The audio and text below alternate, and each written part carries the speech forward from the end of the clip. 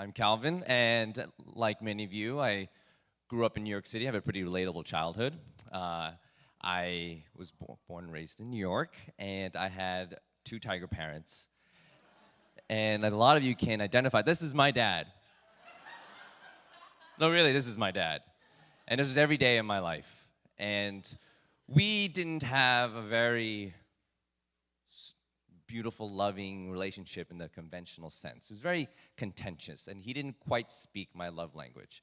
I do appreciate everything he's done for me. He sheltered me. I mean, first world problems, but we didn't communicate in a way that I needed to be communicated with.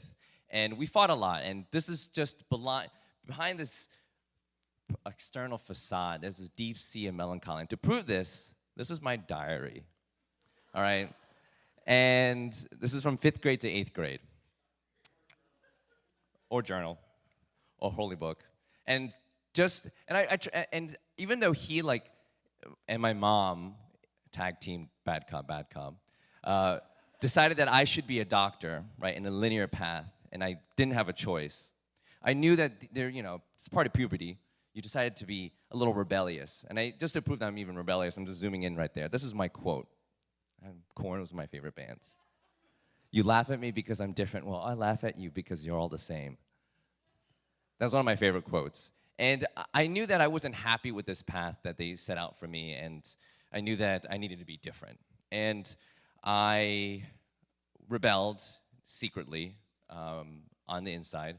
And yet outside, I had to play piano 2 hours a day and go to music school and study, take the SATs in 9th grade, 8th grade, 9th grade, and 10th grade. Took it 3 times. But deep down, I was a rebel. And I didn't want to do what they wanted me to do. And we would fight a lot. Like, they would find me, I would sneak out of the house, they would, I'd get in trouble, I would come back late, and then they would, there'd be a lot of yelling, there would be a lot of fights, there would be a lot of threats, and they'd plenty of times threaten to send me to military school or kick me out entirely. And went to college, I took it to the next level. I became a bartender. And I taught bartending classes in Columbia, and they never knew. And I did all these things on the side, thinking that I was going to eventually figure it out, that I definitely was not going to be a doctor, and I definitely was going to break stereotypes. And this is when I started getting involved in the progressive Asian American movement and trying to do everything that was breaking the stereotype. So dancing, bartending, public speaking, being an ass, and it was very successful doing all those things. And then one day, my dad and I got into another argument, just a typical argument, just screaming, yelling, and he goes on a treadmill to blow off some steam. I go and storm off to this party that I didn't tell him about, and he collapses and dies at a New York City sports club in Soho. Completely sudden heart attack, and I get a phone call from the FDNY saying that my dad has gone to cardiac arrest, and they couldn't bring him back, but they were going to take him to the hospital. And I went to the hospital, and he was already gone. And my mom is by his body, and that was the beginning of the rest of my life. We don't have a lot of time to go through the whole story of that summer. It was both the worst and best summer of my life, and you can just tell how conflicted I was during that time. And as turmoiled and sad as I was also free. And given that freedom in that summer and a lot of stuff, my mom got Parkinson's 3 months later, my girlfriend broke up with me at my dad's funeral, and a lot of other stuff and trauma, I decided to say, fuck it, I'm gonna live my own life the way I wanted to, and that was definitely not becoming a doctor. So I gave up this pre-med life and decided to do everything that I ever wanted to do. So I became a bartender for life, and I was actually very happy. I finished off my 2 years of college and didn't have a job straight out of college, and just lived my best life in New York, bartending, doing odd jobs here and there, and didn't know what I wanted to do. So I decided to become a bartender the rest of my life and not become a doctor, and everyone was just loving that story. And then one day I got a little drunk, and there are some people who know the story in the R-rated version. So I don't have a lot of time to go into it, but I met somebody, and I got a little drunk, and I made a bet, and that person was supposed to go to Egypt. And I never left the city. I never traveled, and I felt like the whole world comes to me anyway in New York City. And this person was going to go to Egypt, and I really liked this person. And so we made a bet. And the bet was if tickets were under $700, I would go with them. And I had two other friends going at the time, and I was like following the signs. And that night, tickets went from $2,000 to $650. And I was too drunk to realize it, but they took my phone and they autofilled it. I'm a man of my word, and I said, yeah, I lost the bet, go for it. And I found myself in Egypt in the winter of 2010. And during this time, I remember this, I'm not sure what I'm doing with my life. I definitely don't want to be a bartender. I definitely want to be a doctor. And I was living just basically day to day, and then finding myself in Egypt, totally not prepared. And that's when they met me at the airport after that bet, and they were like, we have to leave. We can't stay here. So you're gonna have to be in Egypt alone. So it's best if you like change your flights and like go home early, because we didn't expect it to happen, because what was going on in the winter of 2010. So that's why tickets were from $2,650. I didn't read the news at the time. So this is one of the photos I took, and they met in the airport. They felt bad, and were like, okay, before we like leave you high and dry, you should come with us, meet us at the Oberoi Hotel at 4 o'clock in the morning. So I'm a little jet lagged, I took a nap, and I wake up at 4 o'clock in the morning, and this is us, me and my friend. He's about to catch his flight, but we're all supposed to do this thing, all right? And I have no idea what's going on. So we go to the Oberoi Hotel, 4 o'clock in the morning, and then these Bedouins outside, and they are all just hanging out. And this is what you can do anytime. This is like a little travel advice for anyone who goes to Cairo. 4 a.m. Oberoi Hotel, there's a bunch of Bedouins with a bunch of horses. And my friend that was there, she's an Egyptian, she told me to pick a horse. So I picked a horse. And she's like, just tell them that you've done this before. So I was like, okay. That's the natural thing to do. And so then one of the Bedouins came up to me, and they was like, do you know how to do this? And I was like, yes, I'm an expert. And they're like, okay, you're crazy. And then off I went, and he just basically cracks the whip, off I go, and I've never ridden a horse before. Okay, this is like literally 5 seconds before that happened. And I'm holding on for dear life. I am freaking out. I think I pissed my pants because it was very wet. I don't know, maybe the horse is sweating or something like that. But it just like things didn't smell right. It was 4 o'clock in the morning. It was dead dark at night. I could not see in front of me. It's as if your like eyes are closed. And I didn't know how to like move with the horse. So like that was hurting. And then I didn't hear, and it started to hear like the hooves on the ground started to sound like I was on sand. It's like, oh shit, I'm in the desert. And these are the Bedouins. I didn't sign a waiver. These are people who live off the grid. So like anything could have happened to me, and that's it. I could have fallen off the horse, dislocated my shoulder, and that's it. I would have been left to die, right? I had no idea. And I'm writing, and I'm writing. All I know is just holding on for dear life. I have no idea where I'm going. No one gave me any instructions. All I am doing is holding on for dear life, and I got to keep writing. And then there's this guy behind me, this guy named Eduardo. We met him in the hostel, and he decided to join us, and he was like, what the fuck is this? He's like, this guy from Colombia, also like traveling as a tourist in Egypt, a little older, and he was like, Calvin, you got to get off. You got to get off. Get off this horse now. Get off this horse now. We got to figure out what we're doing. Like, what are you doing? Why did you bring me on this crazy idea? I don't like it. It's not safe. And I'm like, Eduardo, you sound like my dad right now. And it started hitting me. Like, and he was like, Eduardo's right. Eduardo's right. He's looking out for me. He means the best. We're doing something that's completely unsafe. We have no idea where we're going. And he's just looking out for me and is telling me to get off the horse. And maybe I should. But this is my horse, and that's his horse. And he can do whatever he wants with his horse. But for me, in that moment, he's right, but I got to keep riding. So I just held on to my horse, and I say, Eduardo, you're a good guy, but I got to keep going.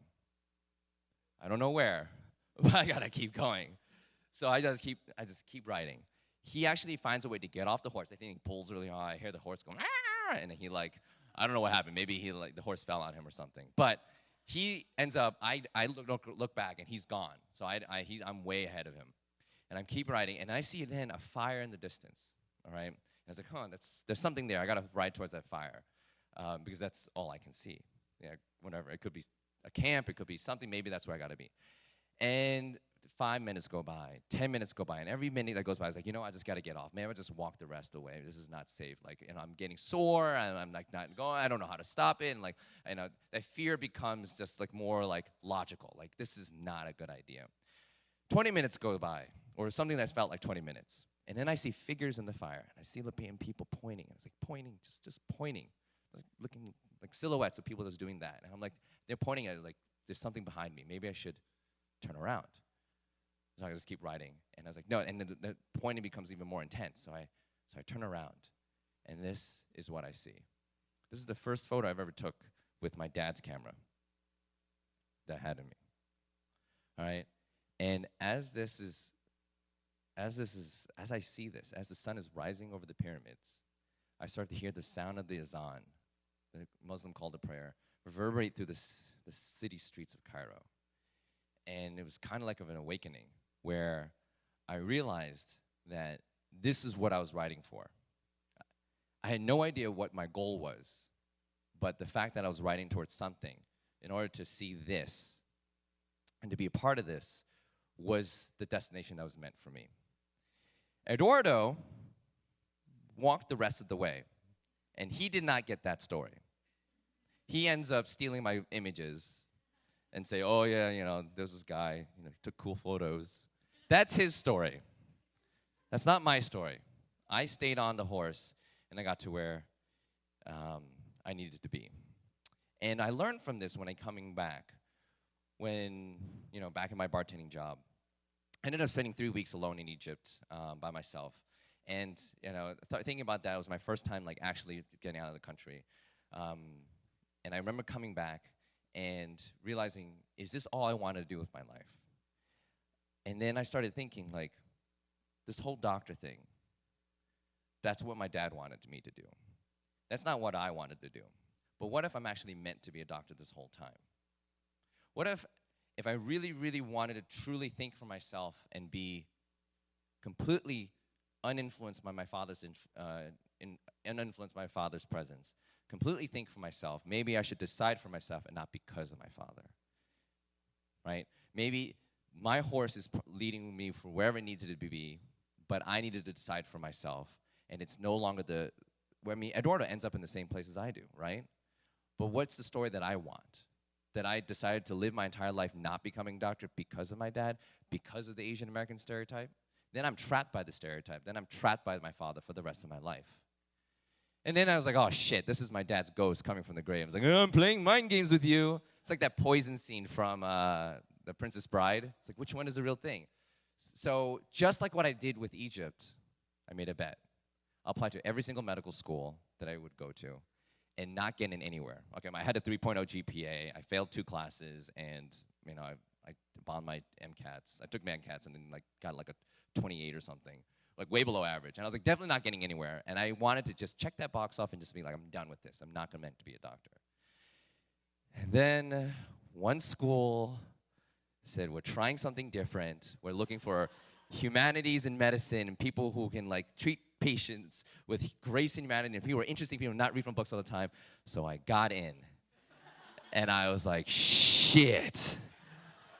So the next part of the bet was to keep doing my life, keep bartending, keep living the life I've always wanted, and still do med school, and then hopefully, fail out and just know that I'm not meant to do it. And I kept doing it. And not to let any of you down, I failed out 3 times. And because I started med school at 0 countries, and I ended up traveling to 170 countries during those, including residency, the past 7 years. Every time I traveled, I didn't do well on a test. I would get kind of threatened to get kicked out, remediated, and then every time I get kicked out, they were like, well, you're such an interesting person. Remember, we took a chance on you. You are the imposter. What if, we'll just round you up every time, but you won't get into residency. And that's not the point. We want to try something different. And I guess you let us down. This pilot program is a bust. And I'm grateful to them. Thank you for kind of believing me. But I ended up applying to residency, and they asked me in my residency interviews. They invited me to actually do residency interviews to try out my hand of being resident because I had such interesting stories. The Egypt story is one of them. But my grades were horrible. And a lot of the questions were like, we're inviting you because people write such interesting things about you that we have to meet you, and you have potential.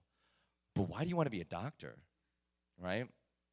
Why don't you just travel? Because at this point, all these people have traveled with me. I have started a travel company during this time. It's like, you should just run this travel company. And I was like, that's exactly the point. I know how to talk to people. I know cultural competency. But the real reason why I don't want to be a doctor? I have no reason. I don't know why. I lost a bet. I'm only doing this because I just going with the flow. But if you have to ask me, I'm still a bartender, right? I didn't quit any of my stuff. I'm still a bartender. Being a doctor is the closest thing to bartending you can think of, right? You're behind a bar in the ER. You have to see the same amount of people in a short amount of time. You spend 5 minutes with every person, making them love you before you have to see the next person, right? I'm just making this shit on the spot, right? And I was like telling them, like, you, the attending physician, the one that's interviewing me, you're like the bar manager. You're like my boss who like goes around, like, hey, how you liking my bar? You don't do anything. And the attending physician takes off his glasses and goes, that was the best damn answer I ever heard to that question. And I got the job. And I'm now an ER attending physician and a clinical assistant professor at Mount Sinai and 8 other hospitals in New York. And I am the worst doctor you'll ever meet. And I'm on BBC, and then basically they like interviewed my journey and the whole thing. And this whole thing that I learned from this experience, taking people around the world and going on these journeys, is that, yeah, Dad, I ended up becoming a doctor. I'm another Asian doctor. So much for crushing the myth, right? But that's the myth, right? Everyone thinks, and everyone here is trying to break stereotypes. Everyone's so worried about the what of it all. They're trying to figure out what you need to be and what you have to be, right? I still became a doctor. Eduardo still saw the pyramids. But that's not what the myth is. We forget what it means to be ourselves in the moment. It's not about following your dreams. Fuck your dreams, all right? Your dreams will let you down. Your dreams will pull you to places that you don't need to be because you're not focusing on the moment. Commit to your present. Commit to what you need to do in the moment without any idea or any expectations what you have to be. That's the myth, because this is real life. That's my story. I still ended up becoming a doctor, but it's not my dad's doctor or Asia America's doctor or the stereotypical doctor. I'm the doctor, but with this story behind me, with this life lesson, and all these life lessons and journeys and ventures I had behind my back. And I'm grateful for that I became a doctor on my own terms and not because of anyone else's. Because at the end of the day, what kind of story do you want to tell? It's not about what you become. And understanding what the myth really is the how you become there, not the what you become. So I want to just close on the fact that I had a memorial service for my father some time later. His secretary came up to me. I finally met his secretary. He had one. Someone who just, followed him over the years, probably was closer to him than I was, because they spent a lot of time together. And she came up to me and she was like, oh, you're the son that always argues with Dr. Sun. My dad was doctor, the other Dr. Sun. And you're the son. Because I have an older brother who's very smart, who says yes to everything, just gets away with it. But with me, I was not that smart. She was like, you're that son that always argues because he's screaming and yelling all the time, and we always are listening in on the phone conversation. It's so juicy, and you're screaming, you're crying, and every time he slams down the phone, and it's like on a weekly basis. Like, I finally get to meet you. You're like, I always wanted to tell you this, but your dad promised me never to tell you. Every time you have an argument with him, he slams on the phone. You're probably crying your eyes out or just pissed off, just like you usually are. But he, on the other side, and where he is, he slams on the phone, and he goes, ugh, closes his eyes, and he looks at me, and he goes, I'm so proud of him that he knows he knows what to stand up for. I'm so proud that he knows to always fight back and stand up for what he believes in, even though I don't agree with it. But you never, ever tell him that. He never should ever know that. But I'm so glad that he does and stands for even what he believes in, even that it's not something that I agree with. And I'm glad that he's not like his brother who says yes to everything. And I mean, how do you say that? Maybe she made it up to make me feel better, but self-delusion works well for me. But yeah, if there's anything I can leave you with, is don't focus on what you can become and what you have to be. Just live in the moment, commit to your present, and just keep writing.